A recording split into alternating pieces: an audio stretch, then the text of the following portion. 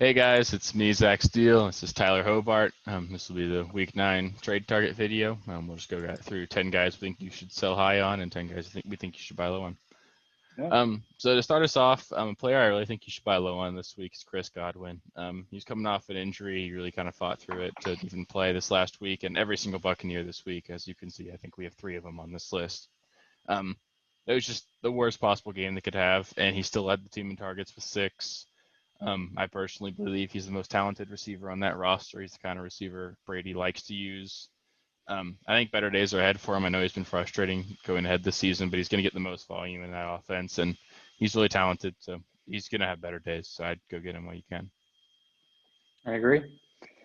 So similar premise for Nick Chubb. I think you should buy low on him. I don't think anything's really changed in my opinion. Hopefully he's healthy, but he's still a fantastic player. And Kareem Hunt hasn't really ran away with like we just need to feed him 100% of the time.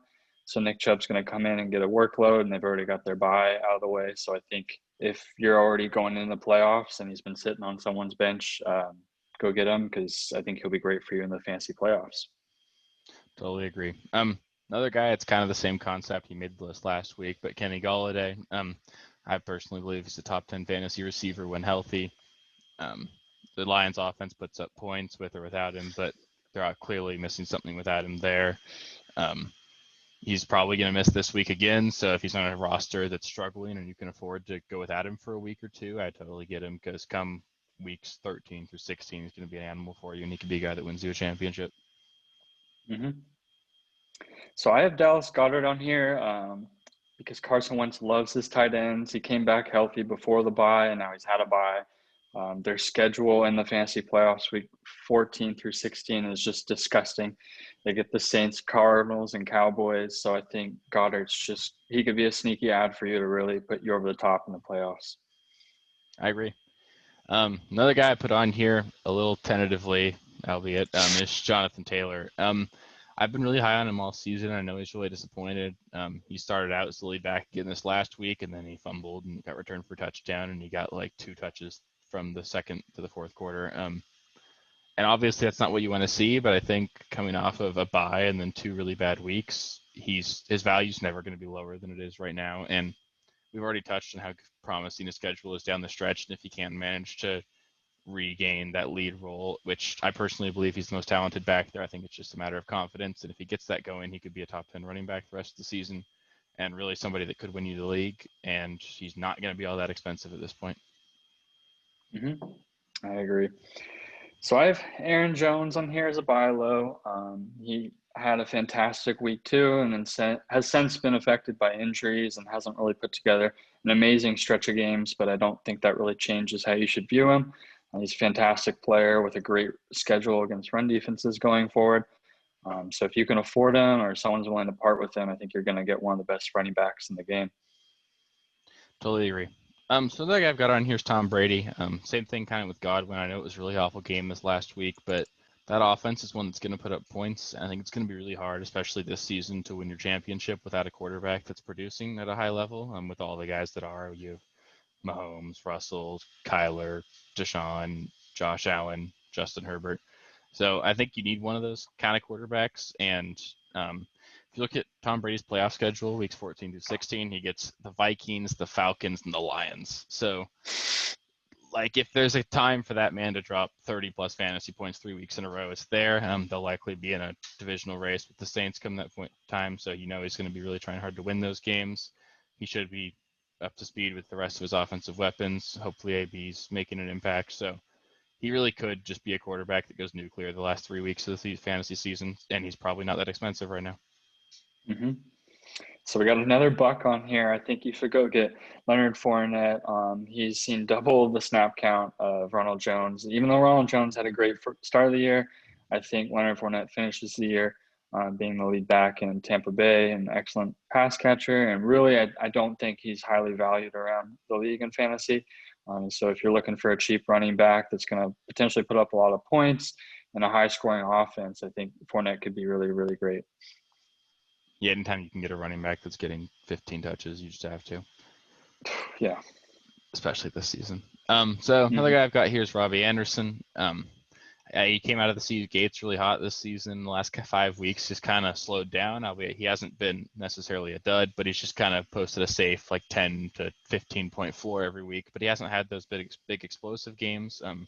You're kind of seeing that at a Curtis Samuel, and I know he's kind of the sexy guy there right now. But Robbie Anderson's still pretty clearly the wide receiver one in terms of targets per game. He's getting a lot of deep routes. I personally believe he is the wide receiver one there, and he's not all that expensive. He doesn't have the draft pedigree or any of that. So he's a guy you can probably get and should be a lock it in wide receiver two the rest of the season. Mm-hmm. So I think you should also buy low on Evan Ingram. Daniel Jones has been targeting him like crazy, and he's been on the field 90% of New York's offensive snaps, and he's been a top 7 tight end the past couple of weeks. And I don't think he's valued as such. And given how thin tight ends are, I think if you can go get him for cheap or get him, include him in one of these other deals for a buy low player, that would be really fantastic. I agree. Yeah, I think he's a lot better than the numbers say so far this season.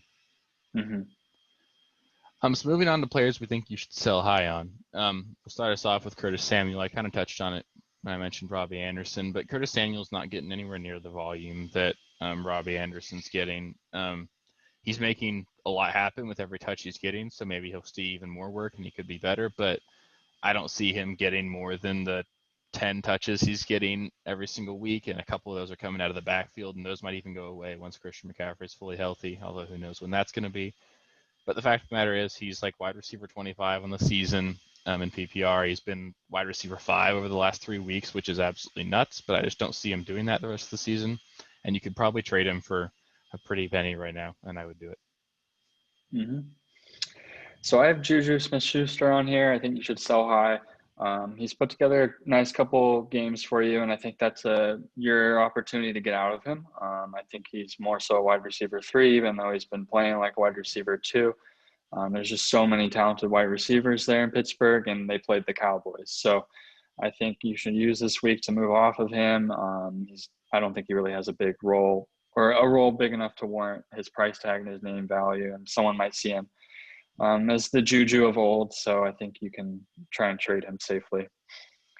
Totally agree. So this is a guy that's kind of flip-flopping. So I know he was on the buy low last week, but you bought low. You got Josh Allen. He put up however many goddamn points he put up on the Seahawks. And now his value is really high because he's suddenly that top 5 quarterback in fantasy again. And although I think he is one of those guys, I don't think he's necessarily much better than a Justin Herbert or a Tom Brady the rest of the season. I think just, you come off a game with the Seahawks against the Seahawks, you put up all those crazy points and it looks really appealing to fantasy owners, but I just don't think that's something he can continue. He's been kind of hit or miss. And I think if you can trade him for the value that he's valued at right now, you can probably get a nice asset. Mm-hmm. So I think you should also move on from Darrell Henderson. He's in a timeshare, which I hate, with Cam Akers and Malcolm Brown. So his role could quickly go to 0 without you even knowing.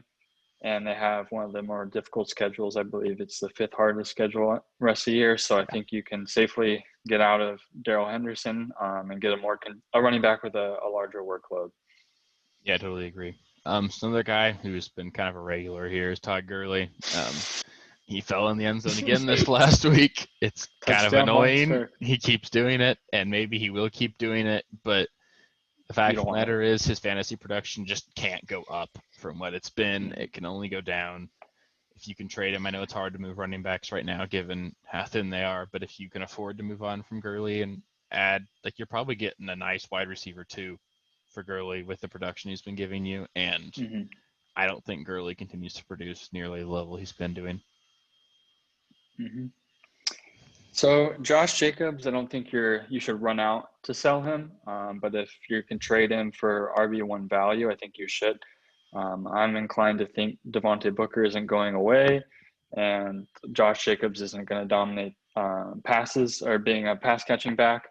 So I think if you can trade him for running back 1 value, now would be a safe time going into the playoffs. Yeah, I agree. He seems like one of those guys that he's got to get a touchdown to really pay off for Unfortunately. you. Yeah, I like him a lot as a player, but not so much fantasy-wise. Yeah. So another guy that's on here again is Christian Kirk.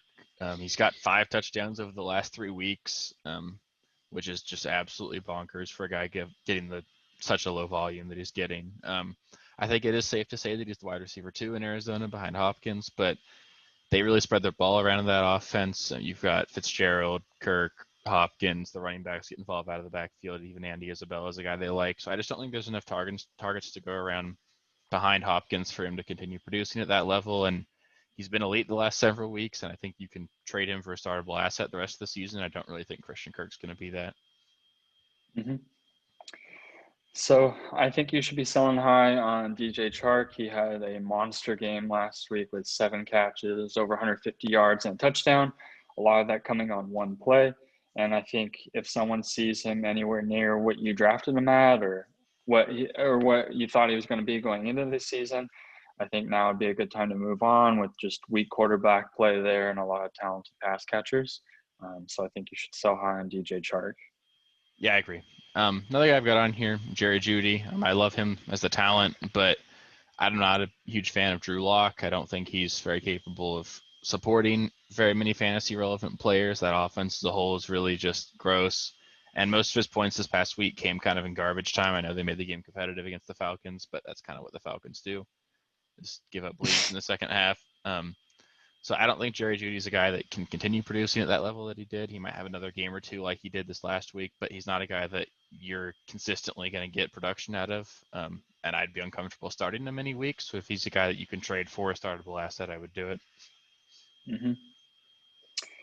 So lastly, I have Marvin Jones on here. I think this one is pretty obvious if someone sees him anywhere close to 2019 season. He's going to have the biggest role he'll have rest of the year. Ideally, Kenny Golladay comes back. So if you can get out of Marvin Jones for someone that you can play long term, I think you should just sell their good performance and the name. Totally agree. So yeah, that'll be it for this video. If you guys liked it, please be sure to give us a thumbs up. If you got any questions on trades you're trying to make, I know trade deadline most leagues is coming up pretty soon. Please Mm-hmm. feel free to drop it in the comments. I'll do my best to get back to you. We do a pretty good job of it. If you want more videos like this, we do one of these a week. We do waivers. We do a start sit video every week. Please subscribe, click the bell, get notifications when we upload a video. Thanks for watching. Hope to see you guys next time. Peace.